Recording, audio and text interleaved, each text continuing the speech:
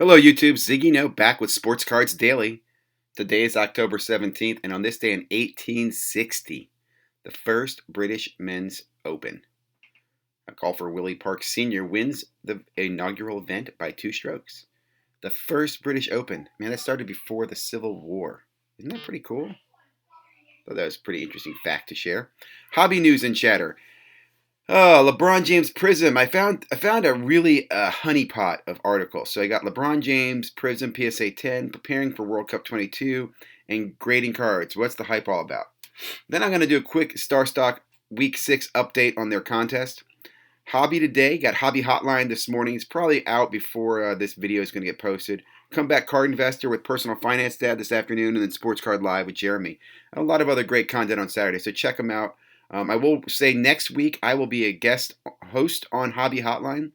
So check out Hobby Hotline today and look to come to see me next week. I hope to have you guys back.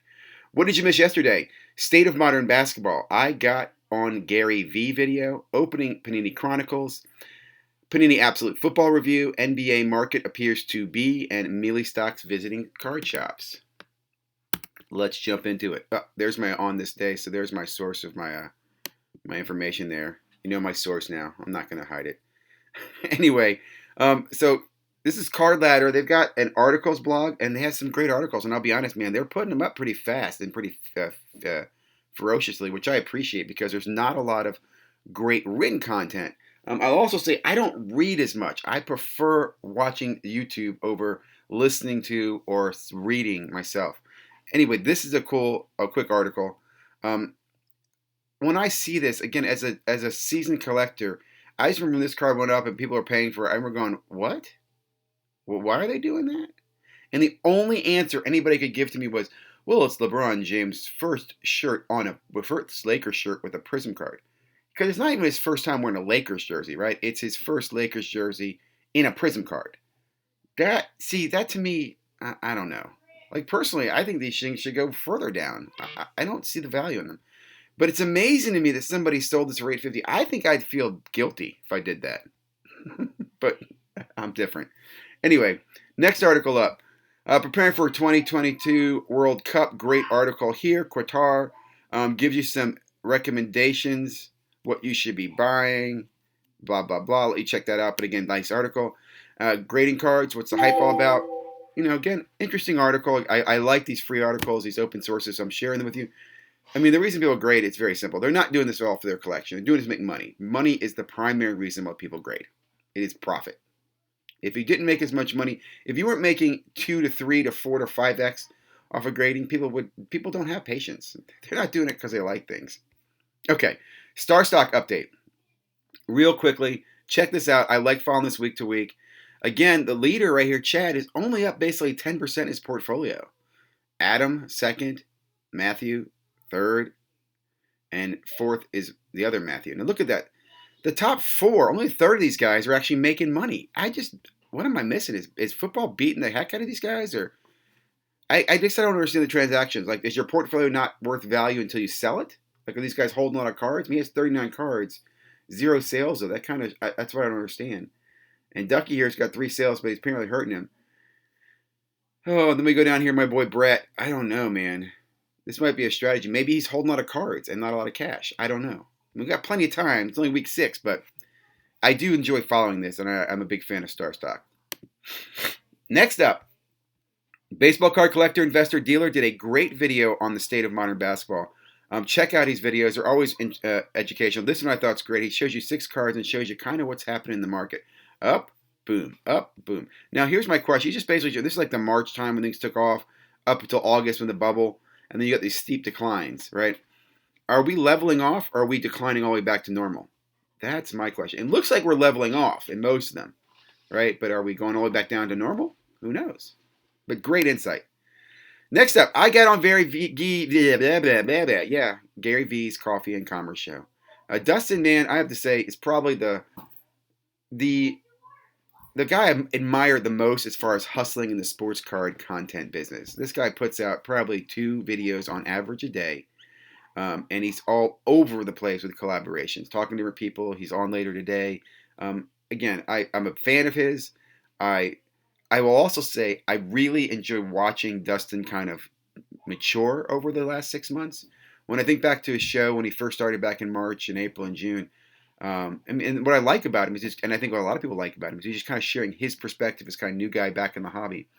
And I don't know, he's come, in my opinion, made some major changes on what he buys and doesn't buy and recommends and stuff. So I think that's cool. But I just want to give a shout out to him because, man, dude was on Gary Vee for the second time. That is amazing. I don't know how he's doing it. I've asked him for a hookup. He says it's luck. I think it's magic. Whatever it is, keep doing what you're doing. Next up, opening Panini Chronicle. Now, again, I'm not big into opening packs unless there's a purpose. Like, I like reviews, and I like this one because I don't know Panini Chronicles that well. But this gentleman here does a great job of explaining it to me from London. He's explaining, hey, what are the chase cards in each pack? What's this pack? What league this is? Why this is cool? Blah, blah. I really enjoy it. I wish I had more Chronicles right now after listening to this video. So check that out. Big fan. If you're into soccer and you want to learn, he can learn as he's ripping, kind of explaining you stuff. It's not just rip and show off. Next up, I got Guacamole review. Guacamole Cards, his review of Absolute Football. Now, a few things I noticed. First of all, I love the detail. He tries to estimate print runs on hobby boxes and does some really good math behind the system. It's not just rip a box open and give you a score. You really, if you're not checking out, and not enough of you are, checking out Guacamole Cards, you should, because again, it's like I said, it's not just a review. It's a review of scoring, and then I love the insight where he's helping you get an insight on print runs and the product, and is the value worth it? So I really dig that. Now I will mention, I didn't realize Absolute was in retail. I think I saw some the other day and just ignored it because I thought it was prestige. Secondly, I haven't seen any glass redemption cards on eBay yet. Little secret, guys. Big fan of the glass redemption cards. Those will gem mint most of the time, if not black label sometimes. So great cards to grade. If you get any that you are, PC or you're trying to sell, I'm a big fan of the Absolute glass. That's the only thing I really like about Absolute, though. I'm not a big fan of their patches and stuff. Next up, NBA market appears to be pulling out of a downward trend. This again is Northeast Ohio. Does great breakdowns. Uses market movers, which what I'm saying that is he's using data. He shows you all the data. I see the card ladder charts, and to me, it's nice charts, and I like some stuff card ladder's done. But again, you're not seeing eBay data. You're seeing card ladder data, right? Which comes from eBay, but they pick which ones they put in there and don't. So just one thing I really like about market movers, you're seeing just pure raw sales data. And in this, you're seeing that there's upwards trends on some of the buying. That some of the players are green now, right? My dog Brutus here to say good morning.